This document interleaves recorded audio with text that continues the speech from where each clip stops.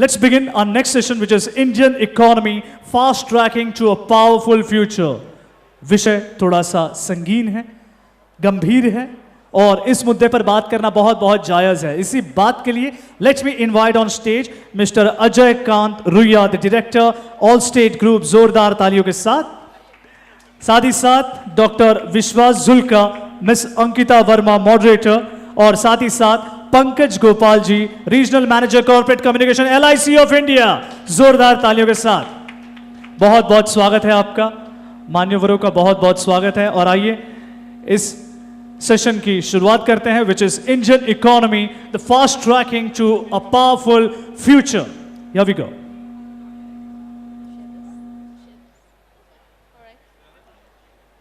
Welcome friends to this panel discussion on Indian economy fast tracking to a powerful future.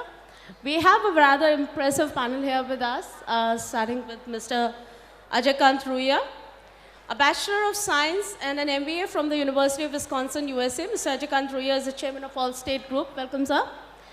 We also have Dr. Julka, who's the Director of Untitled Technologies, also a winner of 4 national awards in 2017 in the area of skill development and education. We also have Mr. Pankaj.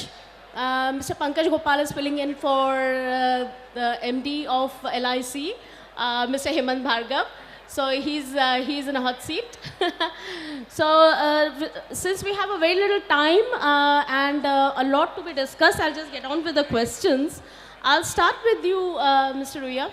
So considering your vast experience from transformers to international trade to software, if I were to ask you, if I were to pinpoint the 3 top challenges that the Indian economy is facing right now, what would they be? Your views on that, please. Sure. Overall, the long term is very good for India. But if you want to start with the concerns first, I can list them. There are more than 3, but one of the major concerns is the lack of cash in the economy. We are short by 2 lakh crores, and that was following the demonetization and the GST, all which were positive steps. So this is just a hiccup, and this money is required by the medium, small and micro units, which closed down during that phase. So they need this money to come back on their feet. The second thing is the flight of Indians. The Indian people are leaving the country, and there were 6,000 HNI, high net worth Indians who left the country. If you compare it with China, China had 7,000 people leaving. So if you consider that it's a normal thing, so some people will leave the country. It's not a major concern, but if the conditions here are made good, there's a level playing field. Mind it, when the foreigners come here, they are borrowing at 3% interest. When an Indian person, he has to borrow at 12, 13, 14%. So there is no level playing field for the Indian player. So the Indian people will feel, how can I compete with the MNCs who are coming in with only 3% cost of capital? So that level playing field has to be looked into. The third concern is the rate of investment has gone down from 36% of GDP to 30% of GDP. It's not a very big drop, but we have to address that issue. Thank you. Thank you, Mr. Ruiya. Moving on, that's kind of painting a very detailed picture of how things are right now. I would move on to Dr. Julka now. Taking further from what Dr. Ruiya was talking about recently about the kind of the investment levels and how they stand right now, cash crunch and stuff like that. I would like to ask you that considering that India now has a seat of power at most foreign economic forums, how do you see the new emerging India? From the point of view of foreign investors, I mean, what do you see the potential areas? Where do you think a foreign investor would find it attractive for investment? Yeah, I'll tell you on that. Now doing business in India has become easier than earlier. and the rating of India has changed quite a bit in that area also of ease of doing business in India. So it's attracting a lot of foreign investors to come and invest in India. And primarily I worked for IT, ITS and education skill development sector. But the initiatives that Prime Minister has taken, like skill development, Skill India, Make in India, that's something which is not attracting foreign investors too much. Because if that doesn't happen, then it doesn't make any sense for the economy to really grow. Because till the time you have Make in India and investors investing in Make in India, like Boeing tied up with Tata Group in Nagpur, and they are producing parts of Boeing aircrafts in Nagpur. So that kind of initiatives need to be done with foreign investors, and to attract them, the major obstacle was ease of doing business in India, which is improving day by day with the new government. And I think more initiatives need to be taken on that side. Yeah. So you do believe that it has to come from within. It has to be Make in India, which has to be the driving factor. That's right. Fantastic. Yeah. Just taking off on what you have said, in the Startup India, Skill India, and is a great initiative, but the labor potential of Startup India is really huge. Is 32 lakh people are going to be employed by 1 lakh startups by 2025. But startups, if you really see, 90% startups are dying in 1 year of their start. 90% startups are dying. So Well, that's something government need to see that how to support them, because now Ravi Shankar Prasad has come up with a new initiative of digitizing and startups. The conditions put there is that your minimum turnover for last 3 years should be 1 crore. So that doesn't attract startups at all, because startups are starting from zero. So how will you get 1 crore of turnover? So a lot of people have written back to him on his LinkedIn post that it doesn't attract us, it doesn't bring new job opportunities, and it doesn't attract people sitting like in say Chhattisgarh or in places like Kalinganagar in Bhubaneswar, Odisha and other places. So only rich people can take advantage of such initiatives. But at the same time, there has been Mudra Yojana, which is kind of targeted to small business units, micro business units, which are like really small. Taking further from the digitization point that you mentioned, Mr. Pankaj, can I have the freedom to ask you right now, coming from the insurance background and from one of the largest financial organizations in our country, LIC, as I see internationally, the coverage that insurance has, let's say the National Health Services, let's say in the United States of America, if we compare that to India, our coverage even for something under Mediclaim, I mean like as a health insurance, is not that much. You know, it's like, I don't know if it's true, but it's like as dismal is less than 1%. So how do you see that kind of net being widened, firstly, and how quickly that can be done, and what is your advice on that front, and how important it is that insurance becomes a part of a person's and every individual's life? No, your question is well taken, and I'll be addressing that question. But first of all, the discussions started with what are the risk factors that are facing the Indian economy. So Mr. Ruiya naturally elaborated on them, but to put things in right perspective, definitely the Indian economy is in a vibrant mode. It's on the upswing. And let me tell you, all the fundamentals as far as the Indian economy is concerned are very strong. Just imagine the fact, after post demonetization, post introduction of GST, initially there was a bit of slowdown, sluggishness, but the Q4 results of the just concluded financial year, they are before us, and they are very heartwarming. If you look at the figures, the worldwide GDP growth has been to the tune of 3.5%. It's around 3.8%. And the Q4 GDP growth of India has been phenomenal, 7.4%. These are estimated figures. The actual figures are still to come in, but still 7.4% against the global growth rate of 3.8%. So we are the 7th largest economy, and amongst the major world economies, probably India is doing exceptionally well. We are on top. We have overtaken China in terms of GDP growth rate. So Exactly. in the next few years, the fundamentals are right. Basically, the Indian economy is more dependent on the monsoon. So as far as the monsoons are concerned, we have a very good forecast. Now, our budgetary deficit has come down. Now, our budgetary deficit to the gross domestic product, GDP, it used to be to the tune of 73% for the past 25, 30 years, and currently it's come down to 63%. So there's been a drastic reduction. So basically, we are on an upswing mood, and very shortly, currently we are a 2 trillion economy, and we are placed around 6th, 7th as far as the world economies are concerned. But what I foresee is that India would leapfrog very fast. Now, coming back to the question that was put up. So friends, we have a very bright future.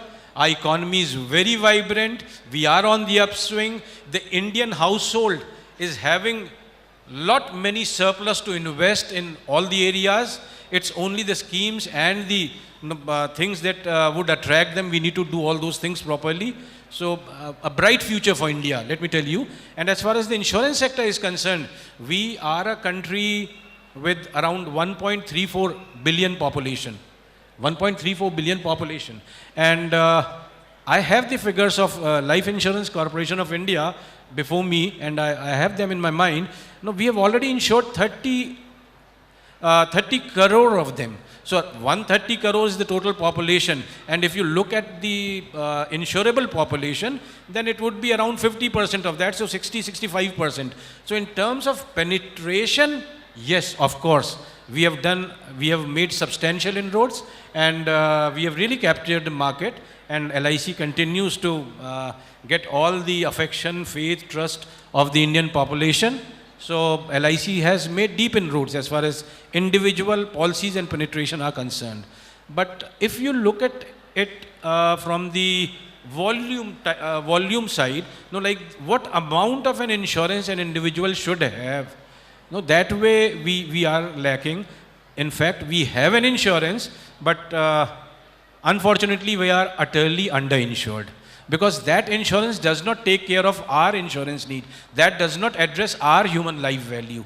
So we need to look at it as to what amount of insurance an individual needs to have. And as a thumb rule, the best way would be insuring an individual almost 25 times of his annual income. That would be an ideal thumb rule solution. Thank you, madam.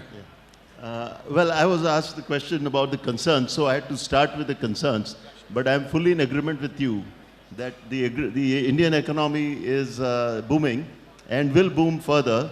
And it's not the 7th largest in terms of GDP, but it's the 6th largest. Yeah, and in terms of purchasing power parity, that means if you compare the dollar and the rupee, if you bring it down to that level, then it is the 3rd largest in the world. So in that terms, we are booming, and the Prime Minister's initiative of Digital India, Skill India, Startup India, and several more initiatives, which all these programs have never happened before. I quite agree that it's going to be great going from now on. The employment rate is the lowest at 3.5%. The 30% of energy from non-fossil fuels has now gone up to 40%. By the end of this year, all the villages will be electrified. So there are a lot more positive things. Yeah, I guess the list is unending, and it's a very positive note that we have had. As a parting shot, I know we are running out of time. There's a lot that I would have loved to ask and talk and discuss, but we have already had a buzzer that has gone out. So one question, whoever is willing to take right now, if you were to give out one message to the youth of India and kind of guide them or advise them on what, how they can make a difference to this nation and to this economy, what would that be? I would leave it free to whoever is willing to take it. Okay. Well, again, it happens to be a point of strength for India that we are the youngest nation in terms of the age of the population. 63% of the Indian population is presently below the age of 35. So that gives a lot of power and strength to the Indian demographic. It's a dividend of sorts for India that we have such a young population with us. And add to it the fact that we are all tech savvy. Again, a point of strength.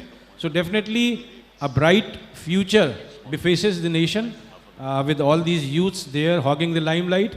And the only message would be, yes, of course, you need to be patient, and then the nation first philosophy has to be there. That is what I would like to say. Thank you. That's a lovely thought. I do have time. I've been informed for another question. So, Mr. Ruia would like to make a point about the fertility rate that he is trying to elaborate. Just a minute.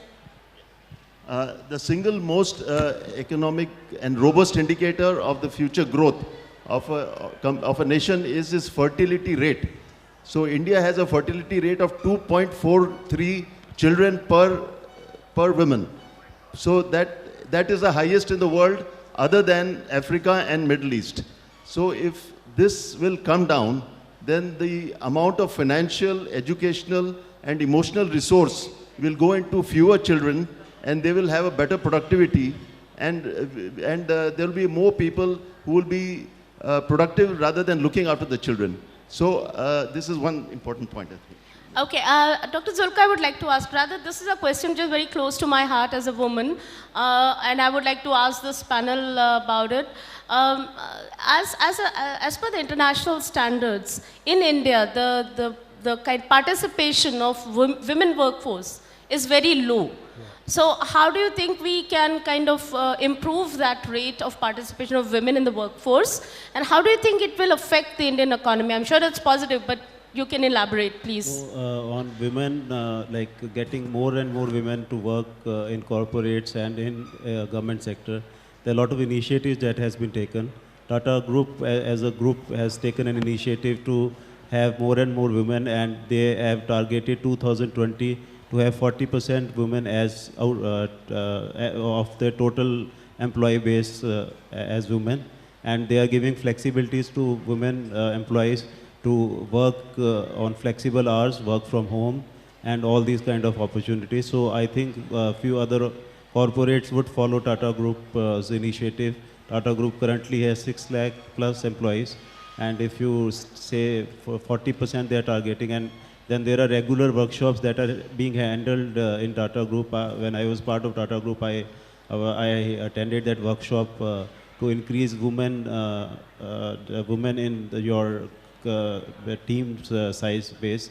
So in that, they taught us that don't just ignore women when they come for interview and say it's a sales job, you can't travel, it's difficult for you. But take it on a positive note, see what positives they have, and include at least 40% women. So that bar has been put already within Tata Group. So I think a few other corporates and government bodies will also follow that, and this will increase. Fantastic. So you do believe that it's Yes. an improving, It's improving, picture. yes. It's an improving picture where we see higher participation Yes. from women Yes. That's in right. Indian economy.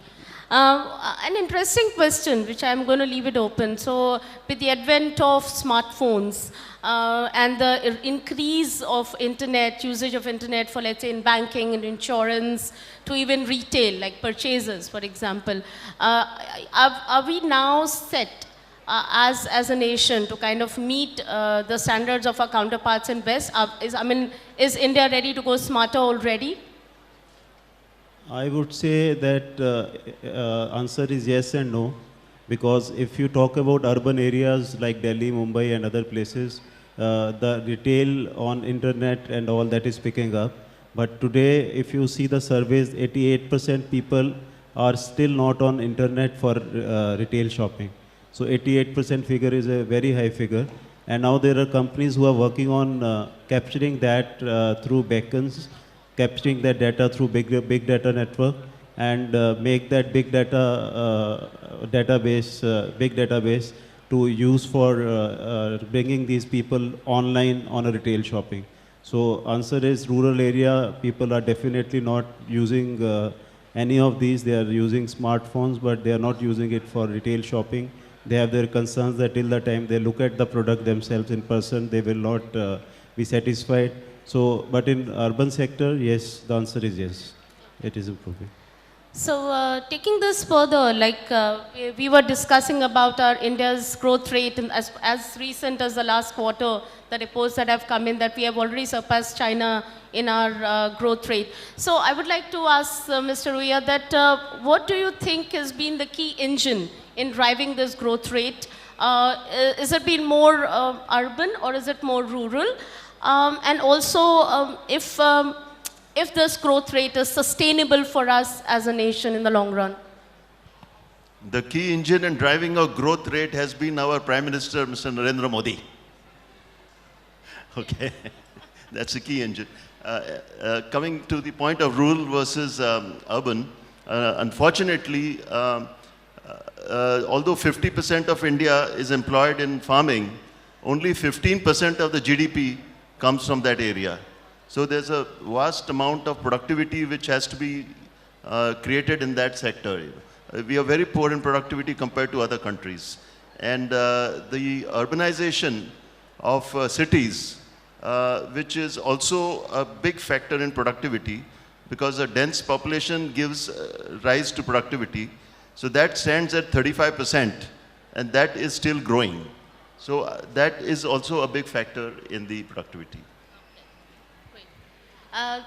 So now I would like to go on and ask about something very interesting from LIC, since they are the official sponsors of this event.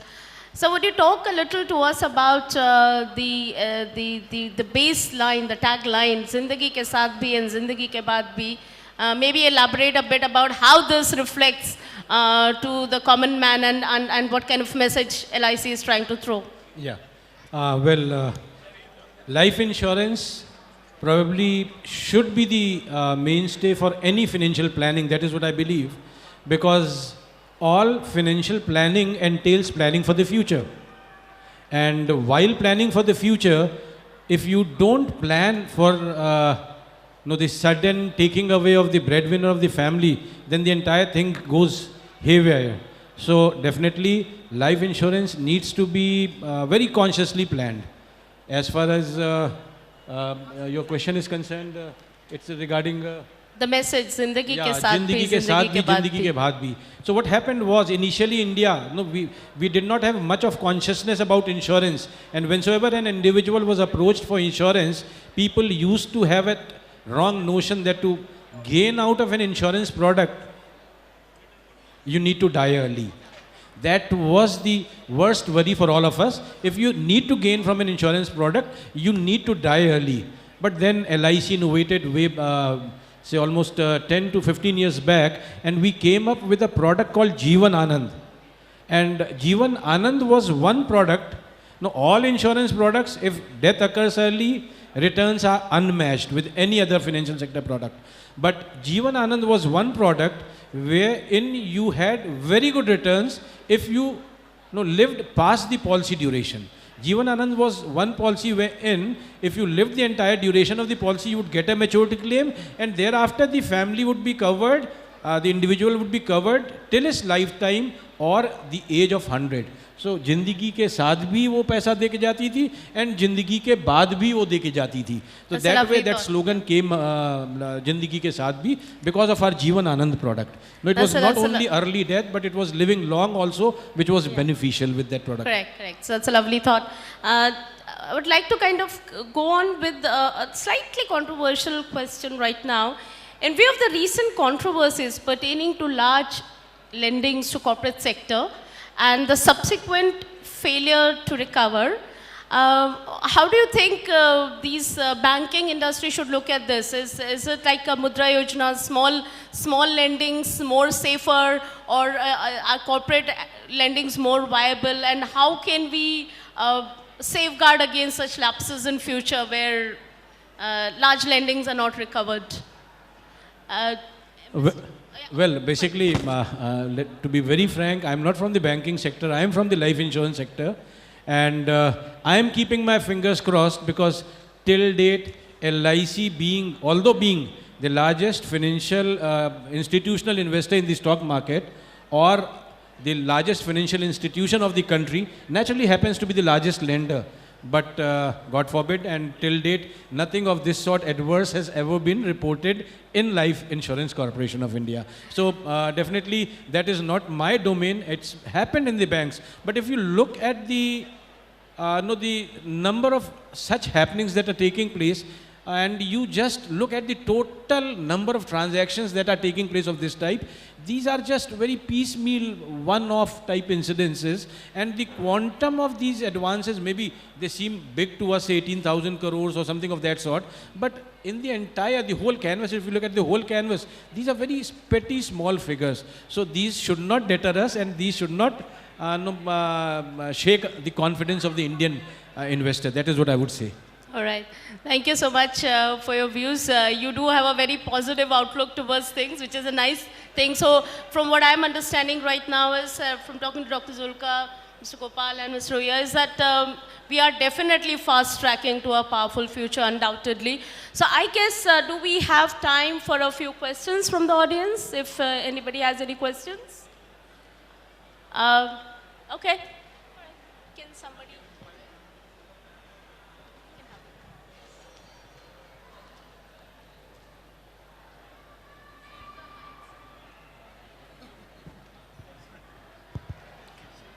Good evening.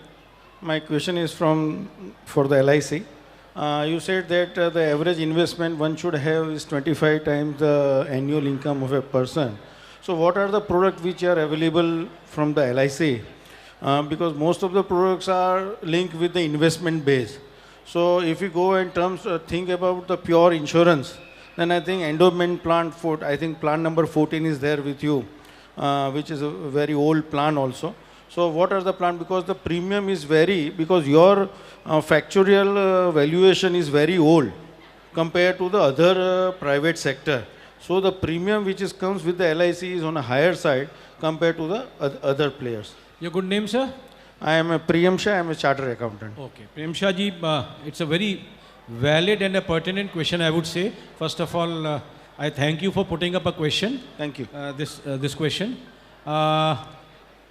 My thinking that the amount of insurance should be 25 times of your annual income is based on the fact that, simply put, if the breadwinner all of a sudden he's not available, what would be the amount of funds that would be required by the family, interest of which would yield the amount of income that the breadwinner was bringing on a monthly basis to the household, so that the household continues in the same fashion as if the breadwinner is there. So thumb rule 25, I said 25 times, even 5 times would do it. If you take the rate of interest presently that is prevalent is 6%. So if you calculate 5 times, if you go above your annual income, that adequately compensates your yearly income. So that's why I suggested. Now as far as the second part of your question was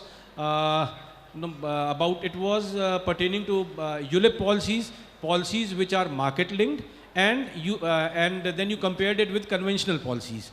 Friends, let me pitch in here that LIC has been selling conventional policies in a big manner because the returns are almost guaranteed, whereas in a ULIP policy it's all market related. The returns would be dependent on the market, and the risk under a ULIP policy is borne by the customer, not the organization. Whereas in a conventional policy, the risks, we keep the customer risk averse. We take the risk, we give him a certain amount of bonus, and that is almost as good as guaranteed. So that way, investing with LIC is a safer bargain, because life insurance policies, they are accumulations over a long period of time. So naturally, you wouldn't want them to be a risky indulgence. So conventional policies are advisable, and let me be very frank that we have been selling almost 98%. We have 98% of the premiums coming in through conventional policies rather than market-linked policies. As far as the last part of your question was concerned, that we have been charging high risk premium, friend, it's not like that, because we have a regulator in place, and the mortality tables are carefully drawn, and the same mortality tables are to be used by all the life insurance companies, be it life insurance company or any other private insurance company, because that is the job of the regulator to do it. But then basically, let me tell you, the products that you are thinking are costly, they have a saving element attached to it. They have a saving element attached to it, and wherein we don't only insure you, but at the end of the bargain we don't say that nothing happened and we aren't going to pay you anything, but at the end of the day we say, no, this was the amount that you deposited with us, these are the earnings out of it, this is the total takeaway for you. So we cover the risk, at the same time pay you back also, hence they seem to be costly. That is it. Thank you.